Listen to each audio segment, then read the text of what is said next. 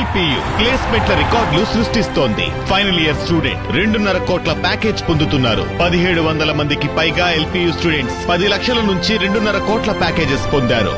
విద్యా విప్లవం ప్రారంభమైంది లవ్లీ ప్రొఫెషనల్ యూనివర్సిటీలో. కూటమి ప్రభుత్వ ఏడాది పాలనపై మండిపడ్డారు వైఎస్ఆర్సీపీ సీనియర్ నేతలు భూమన కరుణాకర్ రెడ్డి, ఆర్కే రోజా. సూపర్ 6 హామీలను గాలికొదిలేసి వైఎస్ఆర్సీపీపై నిందలు వేయటమే పనిగా పెట్టుకున్నారన్నారు. చంద్రబాబు ఏడాది పాలనంతా అబద్దాలతోనే గడిచిపోయిందన్నారు.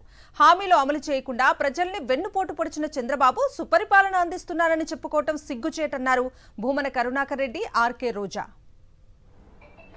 చంద్రబాబు నేతృత్వంలోని కూటమి ప్రభుత్వం ఈ సంవత్సర కాలమంతా కూడా ప్రజలను వంచటంలోనూ, మోసగించటంలోనూ, అరాచకాలు సృష్టించటంలోనూ, హత్యా రాజకీయాలు చేయటంలోనూ వైఎస్ఆర్ కాంగ్రెస్ పార్టీ మీద, మా నాయకుడు జగన్మోహన్ రెడ్డి గారి మీద ప్రచార మాధ్యమాలలో విపరీతంగా విషాన్ని చిమ్మటంతోనే కాలం గడిచిపోయింది. ఈ చంద్రబాబు పాలనంతా కూడా ఈ రకంగా అబద్దాలతో కొనసాగుతుంది.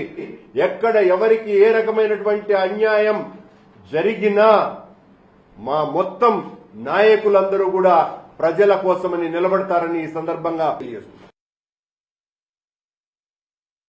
ఇది సుపరిపాలన కాదు, శుద్ధ దండగ పాలన.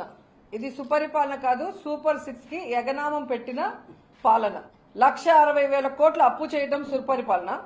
ఫస్ట్ ఏడాదే 81,000 కోట్లు ప్రజలకి ఎగనామం పెట్టడం సుపరిపాలన. చెప్పిన సూపర్ 6 లో ఒక్కటి కూడా అమలు చేయకపోవడం సుపరిపాలన.